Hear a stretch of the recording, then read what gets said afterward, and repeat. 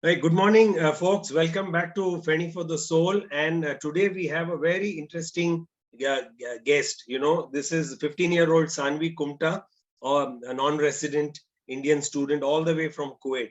And she is probably the youngest guest on Fenny for the Soul for our interviews. Well, Saanvi happens to be my paternal niece also. Hi, Saanvi. Hi.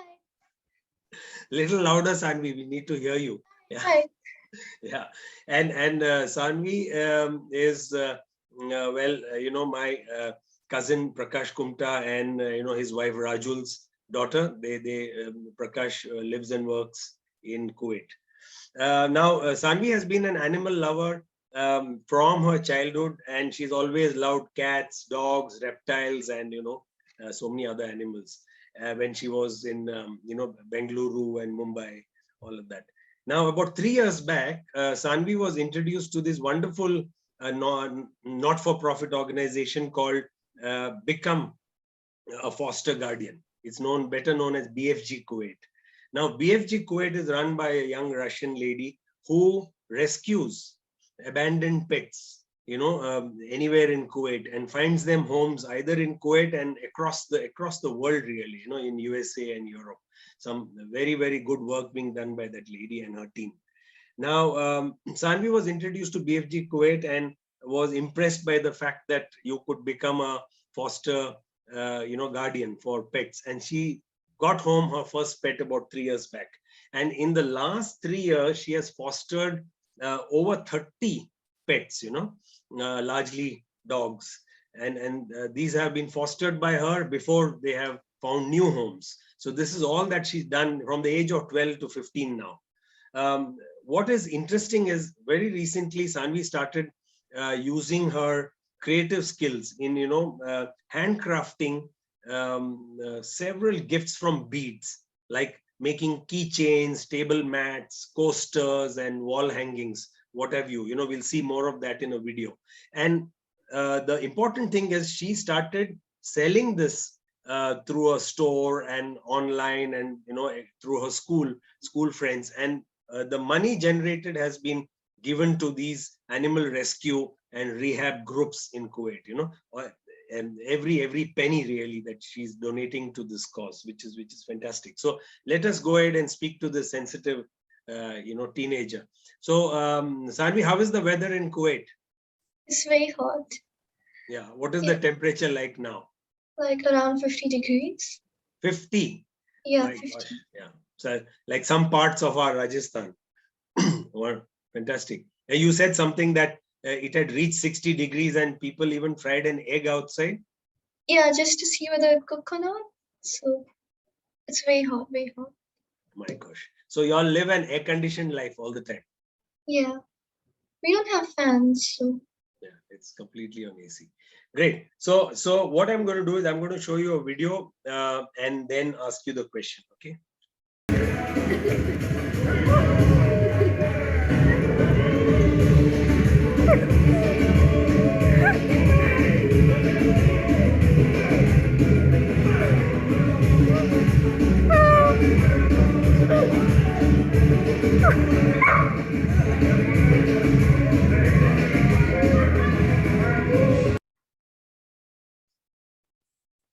So Sanvi, this lovely video we saw of you with this wonderful, pets at the, BFG foster home in the hostel. See, sadly, all these are abandoned pets, and they are really clinging on to you in that video. So tell me, what motivated you to bring the first abandoned pet home to foster? See, when I first visited the shelter, I visited them with like a couple of my mom's friends, and all of them had experience with fostering animals.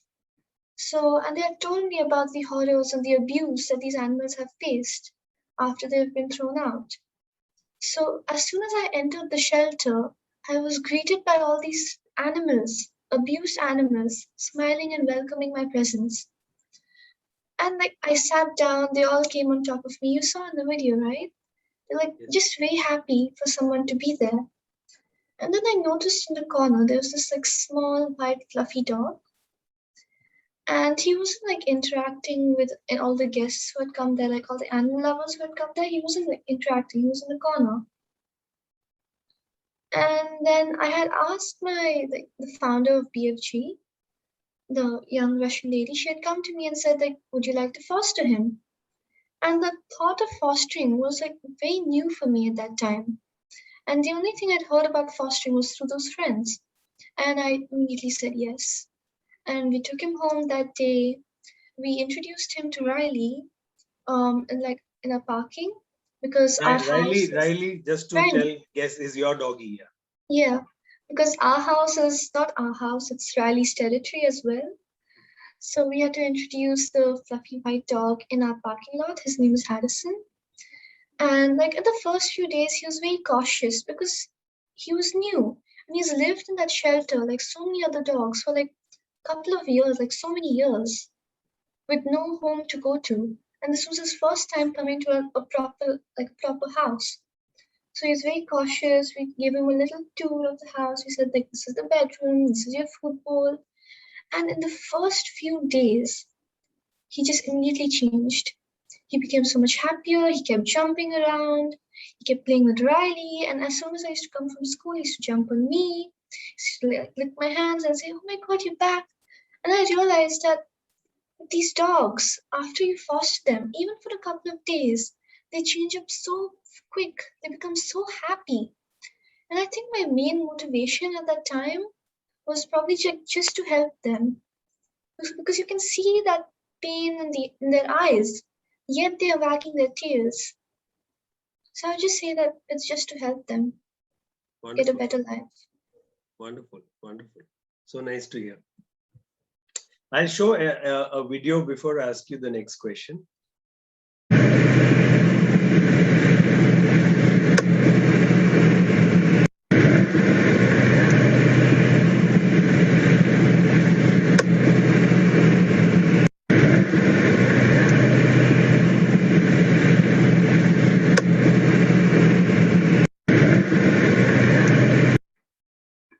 That a video that I picked up from the BFG Kuwait Instagram handle, and this is about that dog called Roxy, who was abandoned in the desert in Kuwait, and the BFG team and some other team, they rescued the doggy, and the good news is that it has been rehabilitated somewhere in the US or something like that, from what I learned.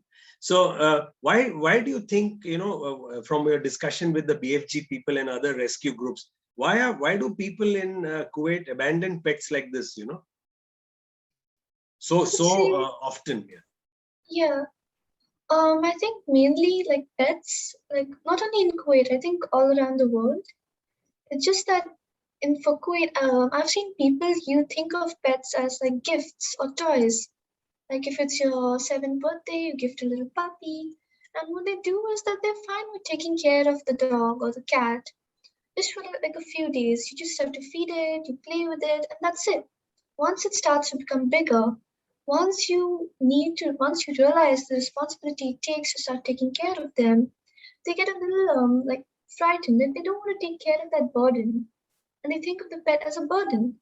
So what they usually do is that they go to the desert and they just leave the dog over there, like with all the responsibilities. They just leave it there. Or when like people are moving from Kuwait to another country and they don't want to take their dog with them, they go to the desert and leave them.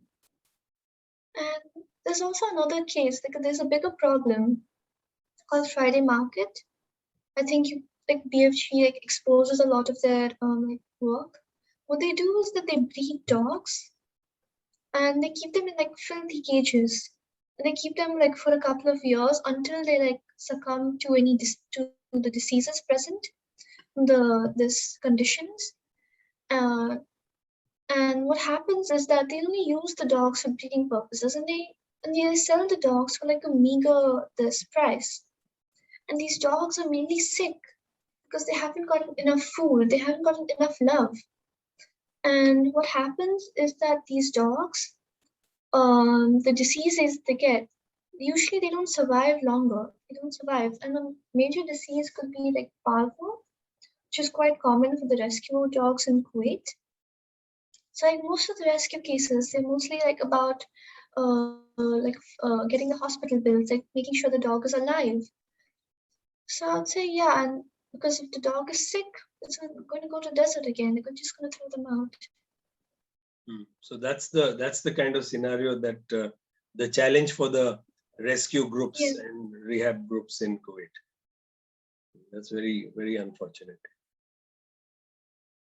Let me thank you for the answer. I'll show you one more video.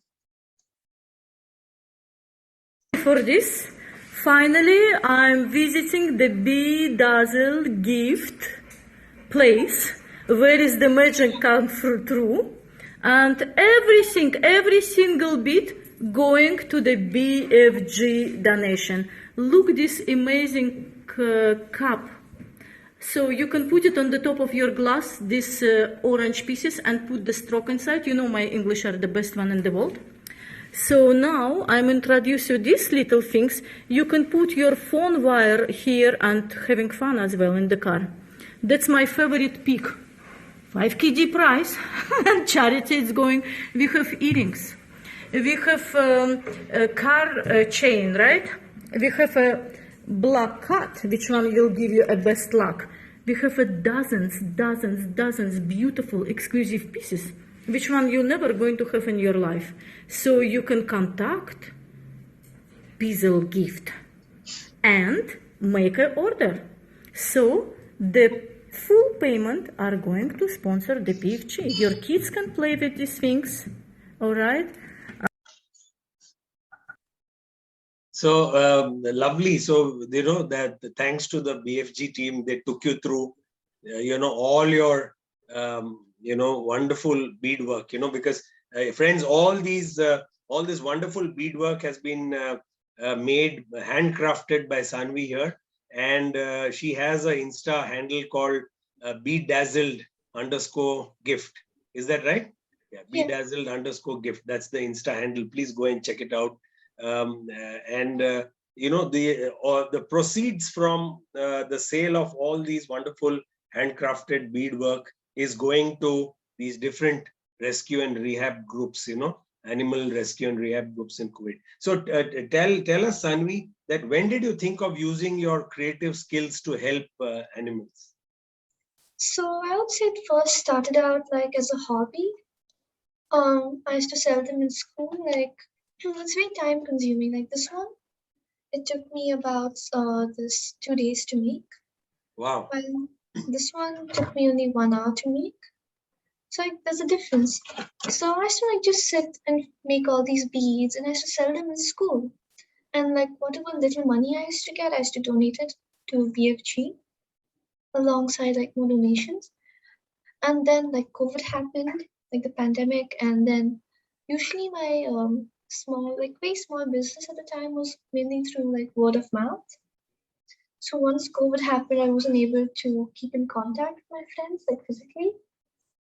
So what I decided was that I was starting like an online platform for Bedazzled gift, and like through a lot of hard work of setting up that platform, getting into contact with BFG and all other foster cares, I finally got like 900 followers and lots of supporters. And there are many Kuwaitis and also like expats who have donated and helped and supported BFG. Like usually for charities like BFG and like I Care, like all that, what they do is that they like most people have a problem donating because they're not getting anything in return. Like the people who donate, they donate to help the animals or for the sense of fulfillment. But most people don't donate because they don't get anything in return. So I started Bedazzled so that when people donate, they also get something in return. Like they get my hard work and these cute little products like this. Yeah. And like this, Cinderella. Sure. So like that. Wonderful. How much time are you able to spend on working with your beadwork? I mean, just give us an idea on a daily basis or weekly basis. I would say like it depends on the size, but like on the average for my orders, it usually takes me about like 5 hours to make them. Okay. So what I wanted to understand is that you have online classes now for school. Yeah. Yeah. So balancing your schoolwork with this your hobby, which is now also become like social work. So what is the ratio? Your schoolwork takes say 70% of your time, and does this take 30% of your time? Yeah. Since I'm like in high school now, Yeah. the homework has like increased. So what I'm trying to do is like trying to keep the work of balance, because like for products which are too intricate, usually takes me like 6 hours and above. So I have to stay up late sometimes. So what I've decided is to like keep a strict schedule. Like this is for homework, this is for Bedazzled, this is for food, this is for petting the dogs. Like that. Wow. How nice. How nice. So good to hear this. Very systematic.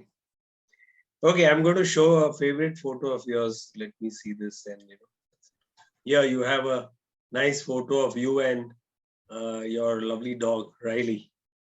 How did you get Riley home, and how it has changed all your lives, at home? Yeah, that's actually like a very old picture of me and Riley, like when we first got her. Yeah, so for Riley, I was like an animal lover since like a kid. Instead of playing with dolls, I used to play with those little animal plastic toys. And I used to like just collect them and all. And like how every kid has a phase where they want a pet at home. I really wanted a pet because like from as a career, I also wanted to do zoology. So I thought like having a dog might help me interact with animals better, and also I just love animals. So like for 2 years, I convinced my parents that please let me get a dog. I did all my research. I made PDFs. They were not that greatly made for a 10-year-old. I tried my best. So like I did all my research, like behavioral patterns, eating patterns, like what do you feed the dog, how much do you like how much time do you need to interact with the dog, like because you need to give them their own space as well. So finally I was able to convince my parents because my mom also had a dog when she was younger, but then she was very attached to the dog, and when she lost her German Shepherd, she felt like very sad inside because it's a part of the family, after you get them, a big part of the family. And she didn't want me to go through the same thing again, like what she went through. But my convincing skills was pretty good. So we drove to a breeder, and at the time I didn't know what a breeder was because I was a kid. So we asked, and like we saw Riley in a small little blue cage, and she was very excited to see us. And the breeder told us that she was actually the last female dog over there. And if we hadn't got her, she would have gone through the same abuse that other dogs who are used for breeding go through. And it was like a chance of luck because she had only one day left to go, and we just took her in. And she came home with like a bang. She started going up the stairs, and yeah, she just fit in. And like just after that, she became a little sister to me and a big sister to the Fosters. She was just like a very big part of our family. Wonderful, wonderful. Yeah, your dad has always spoken about Riley, so I know a little. Very good, and I believe he's the one who walks her quite regularly, isn't it? Yeah. So that's good exercise for him more than Riley, I think. But that's nice. Anyway, my next question, Sanvi, is what kind of academic program do you plan to pursue after high school? After grade 12. There's still time for that, but what do you have in mind, and what do you want to become? Any ideas? Like I said, like as a kid, I always had a fixation on biology. I mainly wanted to become a zoologist or a neurosurgeon. Like quite different. So I think I would like be a good neurosurgeon. I feel like I would succeed in it in real life because it takes like a lot of practice and a lot of dedication. And I'm already showing like a lot of dedication for this. So I'm I want to continue it into a different career. But for like the things I do for the animals, like donations, fostering, taking care of them, that will never stop. That will continue until I'm well into my 80s. I will have a dog. How nice is that? Super. So medicine is what you will be aiming at, more or less. How nice, interesting, to hear that. Very, very nice. Any role models, Sanvi? I mean, do you have any specific role models already as a teenager whom you look up to and want to kind of either emulate or you learn something from them? Like, as a kid, I would say I really like Sudhamurti. Sorry? Like Sudhamurti. Sudhamurti, okay. Yeah, I used to read her books a lot, and I feel like she's done a lot for like charity cases like this. And for now, like in the present day, because I think I'm like a teenager, so I'm like mostly focused on school and stuff. So I wouldn't say like for me a role model is probably someone I see every day. When I like especially now in online school, I see her every day. And she's also like about 4 feet tall, yellow with a tail, Riley. Like because it's like the simple things in life. She is so happy.